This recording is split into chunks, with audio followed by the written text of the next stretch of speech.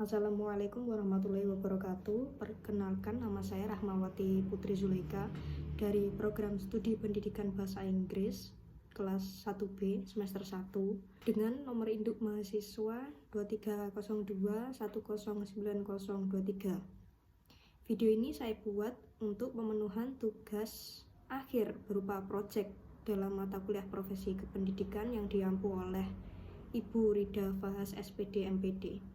Berikut adalah cuplikan saya dalam melakukan wawancara bersama dengan salah satu narasumber, yaitu seorang guru atau pendidik yang berasal dari instansi SDN Sugiwaras 05, yaitu Ibu Dewi Pertiwi Fakih SIP SPD. Apakah pekerjaan yang sudah didapatkan sudah sesuai dengan keinginan? Karena keadaan, saya dulu sebenarnya bukan sarjana pendidikan, tapi pada akhirnya tuntutan untuk mendidik anak-anak generasi penerus di sekitar saya memicu saya juga untuk jadi terjun masuk langsung ke dunia pendidikan. Awalnya saya membentuk tempat-tempat pembelajaran milik pribadi, tapi ternyata muridnya kurang. Akhirnya saya coba masuk ke sekolah-sekolah negeri, di mana waktu itu tahun 97 SD negeri belum ada bahasa Inggrisnya. Akhirnya saya tawarkan bahwa kepala sekolah bilang, wah Bu, di desa kan nggak butuh bahasa Inggris. Tapi dengan berjalannya waktu, ternyata memang di SD pun harus sudah nggak seperti sekarang ya. Zaman dulu itu SD belum ada bahasa Inggrisnya. Jadi sekarang rasanya sudah sesuai dengan keinginan saya. Karena saya sudah jadi pegawai negeri yang muridnya itu tiap tahun bertambah, naik lagi, dapat lagi. Kalau dihitung itu murid saya udah banyak berarti, karena saya masuk ke lembaga sekolah negeri gitu. Jadi udah sesuai kalau sekarang gitu. Lanjut ya, pertanyaan kedua. Apakah lembaga memberikan jaminan keamanan dalam bekerja? Jika ada, apakah jaminan keamanan tersebut sesuai dengan yang Ibu harapkan?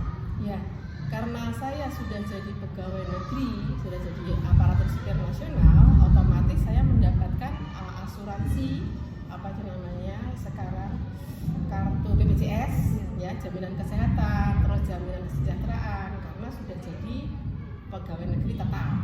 Kalau dulu awal 97 saya memang masih guru tidak tetap, jadi hanya dapat uang sekedarnya, tapi karena ikhlas lebih mengharapkan pahala, ya. Jadi inginnya mencerdaskan anak-anak di sekitar saya, apapun. Saya nggak mengharapkan dapat materi, tapi mendapatkan kepuasan karena saya berbuat kebaikan. Jadi alhamdulillah mungkin itu ikhtiar keikhlasan saya sama Allah dibalas sekarang dengan yang lebih dari cukup.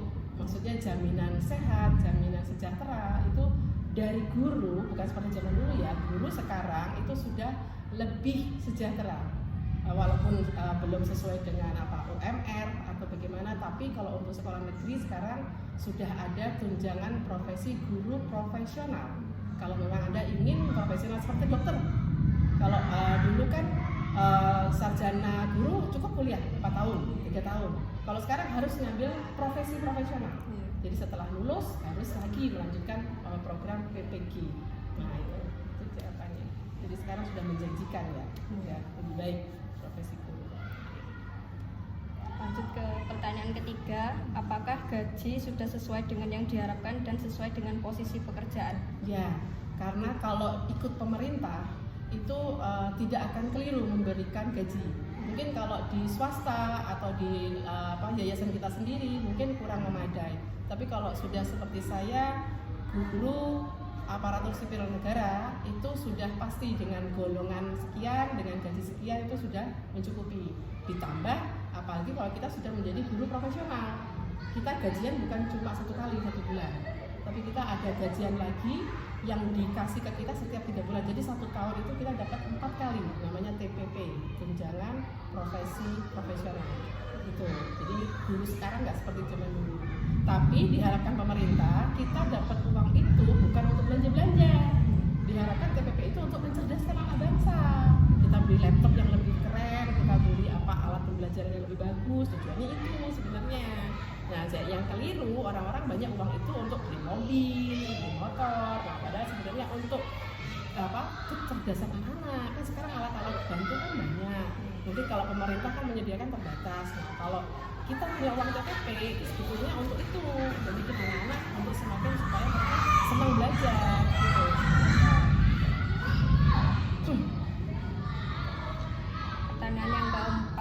apakah gaji yang diberikan tepat waktu? Kalau di Kabupaten Madiun ini kadang-kadang tepat, kadang-kadang enggak. Soalnya yang sudah ini hitungannya saya ini sudah tahun ke 22 tahun. Ya, 22 tahun. Itu udah merasakan waktu gaji enggak lancar, setelah gaji lancar setiap tanggal 1. Kemarin lagi tahun baru kita tanggal 1 juga belum. Tapi ya alhamdulillah tanggal 3 sudah. Jadi termasuknya sudah tertib lah karena kita itu pemerintah.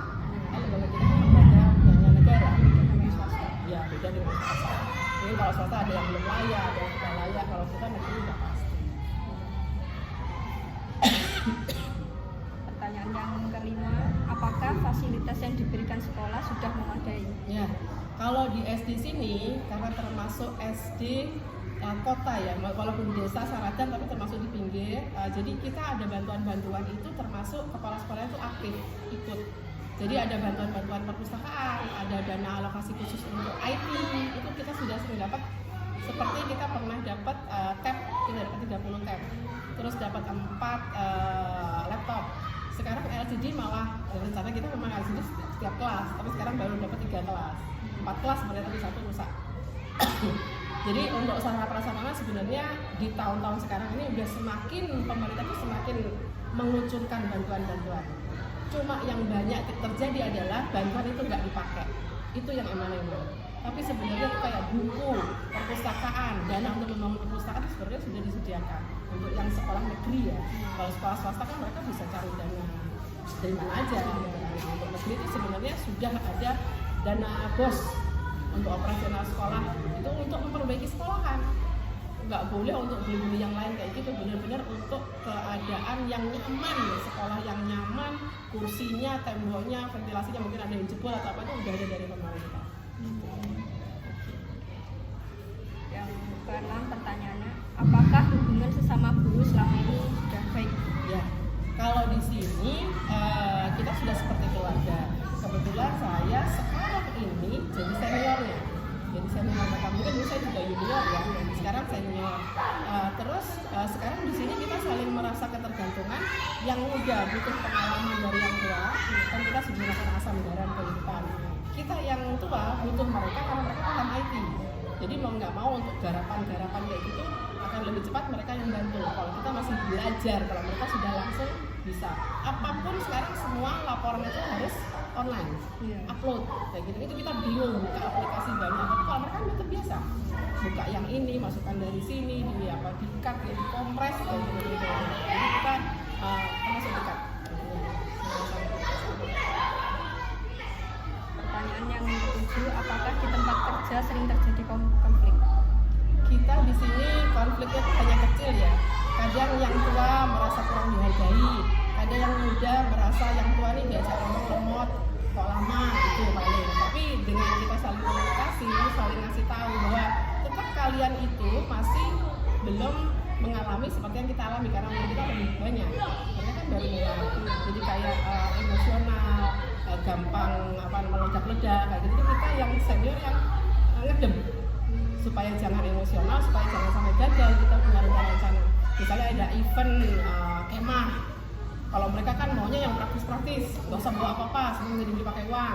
Kenyataannya di tempat kemah, mungkin yang kita inginkan anak-anak untuk makan sehat nggak ada yang jual. Kalau kita yang tua, bawa kompor, bawa panci, nah kayak gitulah. Itu perselisihan yang mungkin pikirannya senior dengan junior.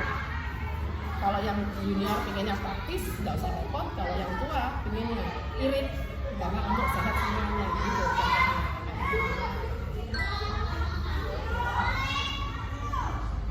Pertanyaan yang ke-8, apakah lingkungan kerja nyaman? Di lingkungan di sini karena saya di sini sudah tinggal 4 tahun lagi pensiun ya, jadi sudah 20 jadi rasanya nyaman seperti rumah kedua. Jadi waktu saya 24 jam itu jam 7 pagi sampai jam 3 sore betul-betul di sekolah. Minggu pun kadang-kadang saya maunya hari Senin itu anak-anak sekolahnya bersih, akhirnya minggu tetap kita ke sekolah. Jadi kita sudah merasa nyaman seperti rumah sendiri, harus bersih, harus indah, harus sehat, harus tidak banyak nyamuk kayak gitu. Jadi udah merasa nyaman. Masuk ke pertanyaan yang ke-9 ya. Apakah ibu sudah mengajar sesuai dengan kompetensinya? Ya, kita dulu memang banyak yang nggak linear. Di tahun-tahun awal itu saya sarjana ilmu hubungan internasional SIM.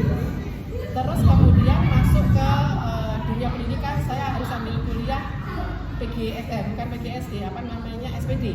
Ya, harus ke pendidikan, ke IKIP, waktu itu saya di IKIP sama di PGRI.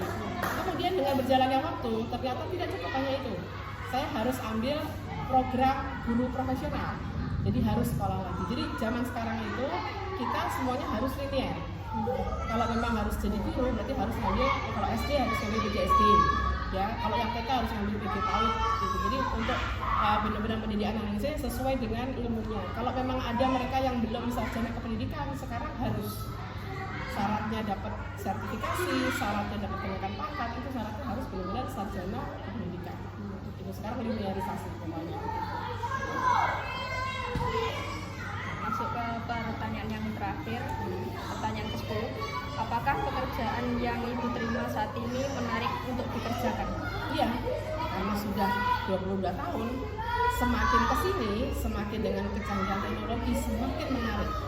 Kalau dulu mungkin kita ngajar hanya nulis, hanya baca, kok sekarang kita bisa outing kelas, explore, ada kegiatan menyenangkan, ada kemana-mana bisa belajar. Jadi dengan contoh-contoh medsos sekarang ini, pembelajaran bisa dibikin variatif, bisa dibikin di mana saja, lebih menarik dan lebih menyenangkan. Nah, sekarang jadi kayak bukan dugaan, sekarang jadi cuman karena saya guru negara, guru pemerintah, saya harus punya pekerjaan yang harus dipatokan oleh pemerintah. Jadi kayaknya ngajar ke anak itu waktunya kayak rasanya kurang.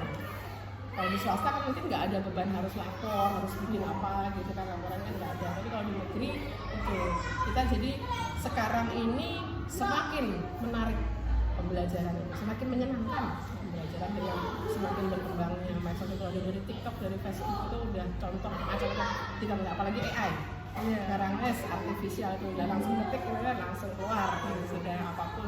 Jadi kayak gini, saya anak-anak udah pulang, kita cari buat besok apa ya besok media itu ada inspirasinya, kita cari contoh yang sesuai, otomatis harus sesuai dengan MPP ya, sesuai dengan mereka sekarang harus apa, kan kita punya jurnal, punya modul yang harus kita sampaikan ke anak-anak. Tapi sekarang tinggal ketik di AI, cari sekarang kita butuh modul apa, dah keluar semuanya. Itu dia. Jadi tetap harus sekolah, harus belajar IT. Bahkan kalau yang dipromosikan di TikTok kan katanya hanya dalam hitungan detik bisa menjadikan itu. Ya ternyata itu kan bahan mentah. Kan kita harus belajar Canva juga, berarti kan harus apa word wall atau apa itu, pokoknya yang benar-benar supaya tampilan harus ditaati kayak gitu. Tetap butuh untuk, jadi bukan enak ya sekarang gampang bikinnya langsung jadi, enggak juga. Tetap harus diolah. Kalau enggak itu bahan mentah aja ya jelek. Iya. Terima kasih ya. atas meluangkan waktunya untuk melakukan wawancara. Semoga terinspirasi ya dengan cerita saya ya. Jadi penerus saya.